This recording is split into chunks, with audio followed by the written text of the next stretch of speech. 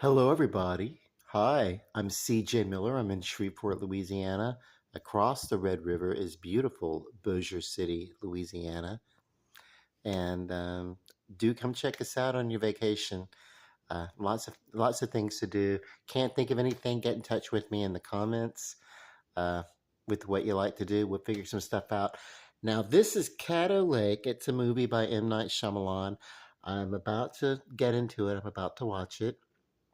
Um, I did watch just enough of it to understand that uh, I'm gonna have some issues, but it's mostly because I'm from this area.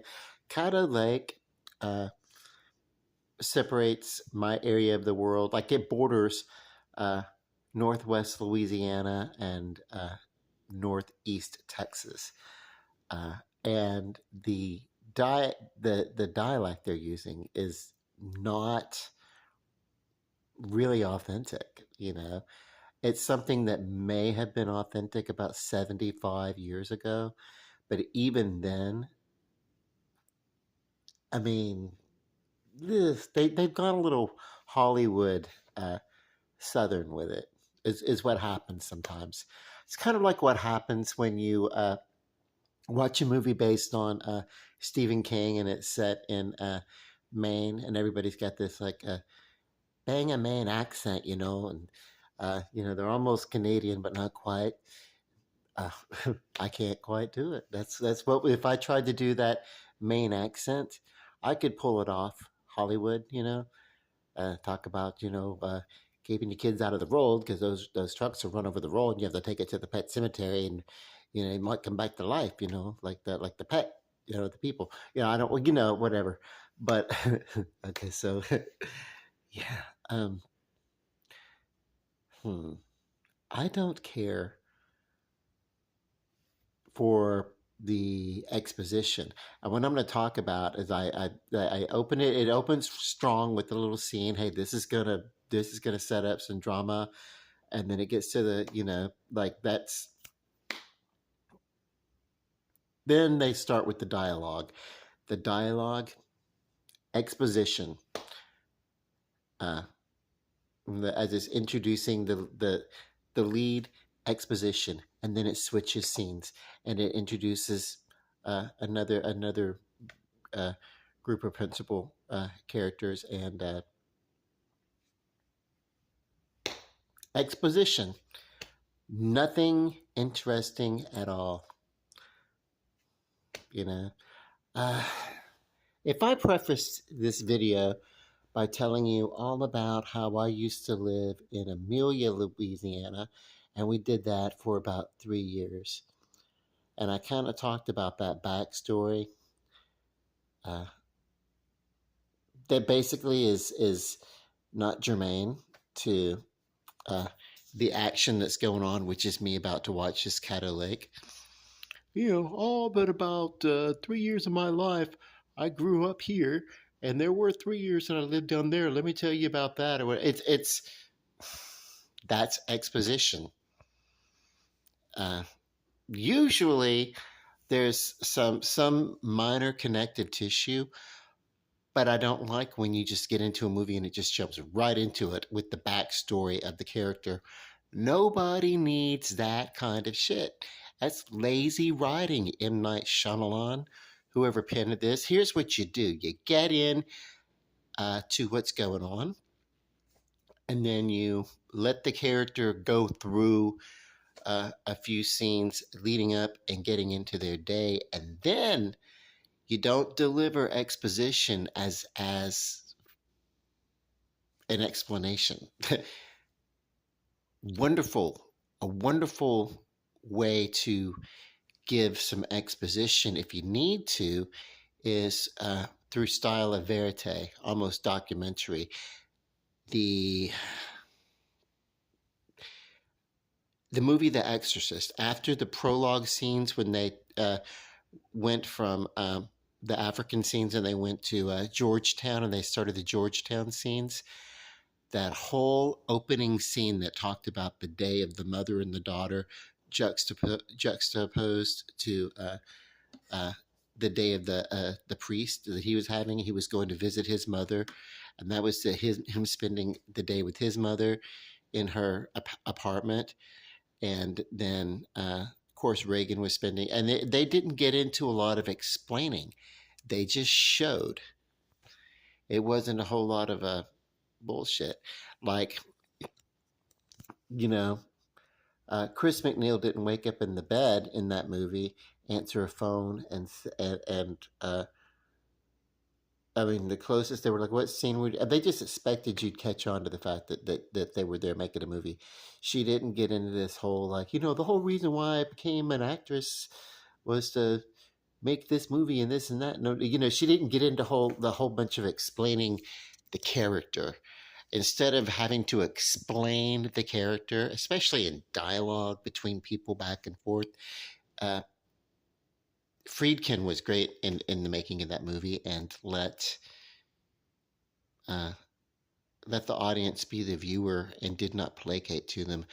Caddo Lake is failing in that area. Caddo Lake kills it. Come in here, come in here and just let you know, hey, by the way, this is me and this is blah blah blah blah blah and a whole bunch of shit, and then somebody else in the other scene and how long this and that you've been going blah blah blah or whatever, and it's like, okay, exposition, you know.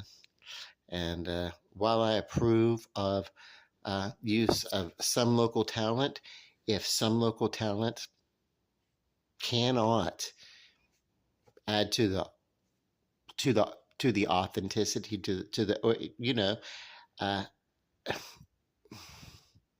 and the artistry of the film, yeah, if they're there just as just a local extra, and then they give that little line here and there, it's like, well, it's not authentic. Bonnie and Clyde did that. Bonnie and Clyde had, would have the occasional non-actor deliver a line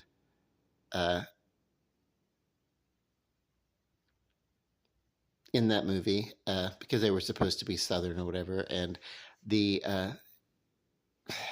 Southern accents of even the Southern accent of, say, Faye Dunaway, who has lineage to Southern roots, I should say, seemed authentic to what was going on there. So, like, just over the top, most of the time when I'm speaking, I really kind of train myself away from my Southern, my natural Southern dialect. Not now, not for this point. I just wanted to speak in this particular dialect to demonstrate for it. But I can tell you that we don't speak that slowly. Even in my 50s, I'm not like, well, Caddo Lake and stuff, and this and that. No.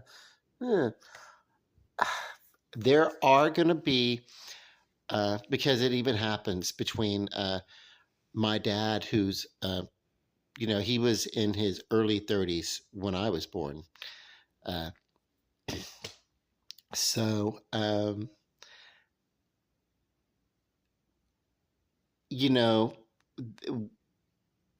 there would be a difference because I was the generation that was raised by a television set, and my influences came from a TV sitcom, and not too much representation of local dialogue or anything like that. I mean, we did go out and run around and do things, but mostly it was watching TV growing up, and that was, we'd go to work.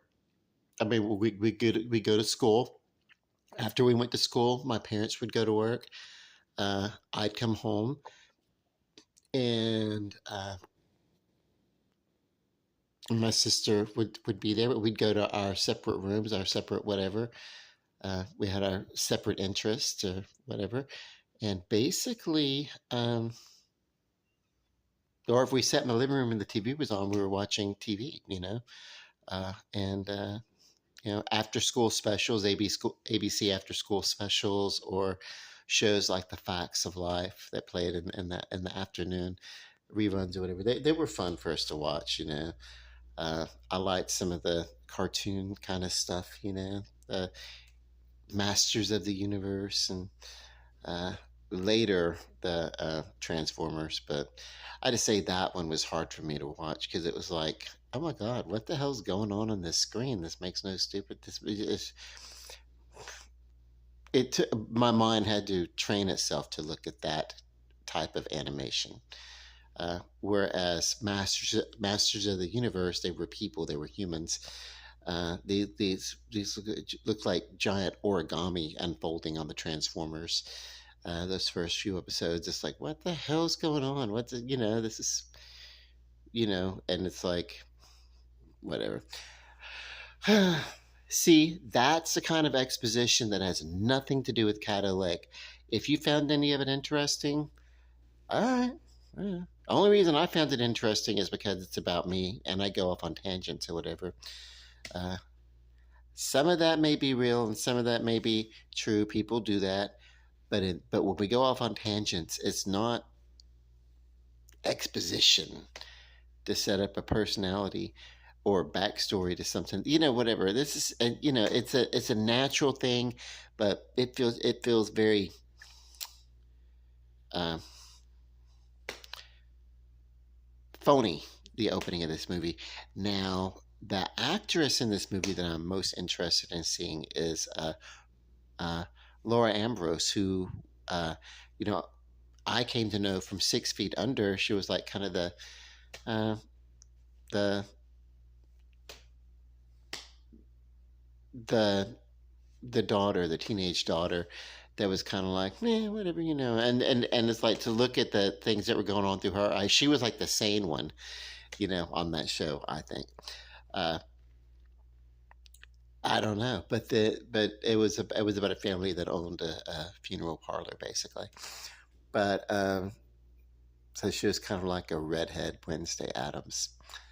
But I got to know her from a movie called Psycho Beach Party, and oh my God, that's one of my favorite movies. It was a play, and they turned it into a movie. Now it was kind of loosely based off of two Sally Field roles that Sally Field got famous for. Gidget, the teenage Gidget surfer girl, the original almost, but on TV in the 60s, and then uh, Sybil, Sybil Ann Dorset.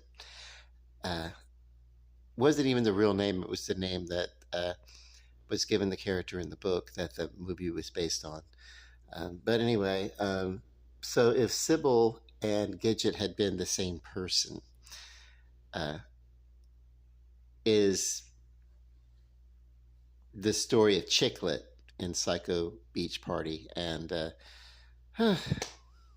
you just have to check that movie out. It is genius and very comedic and very campy. And why is it not a John Waters movie? I don't know, but it very well could have been. It is hilarious. And I don't really like John Waters movies. It was, you know, I think a lot of times they're just really stupid. But Serial Mom, I liked that one. And I liked Crybaby. As a matter of fact, those are the only two that I actually went to the theater to watch uh, a John Waters movie, uh, you know, locally. Everything else I've always seen on cable or something. Okay, now I've talked about everything. I just wanted to kill some time. I needed some filler because I actually haven't watched this movie. The exposition, no, and then the bad dialects. They're not horrible. They're just not authentic to the current situation around the Caddo Lake area. Um, yeah, people accents evolve with time, just like people do, and as the education goes and everything. So you know, so we uh, lose some of that quaintness, even in some of the small towns. We start, uh, you know, sounding less and less unique. You know.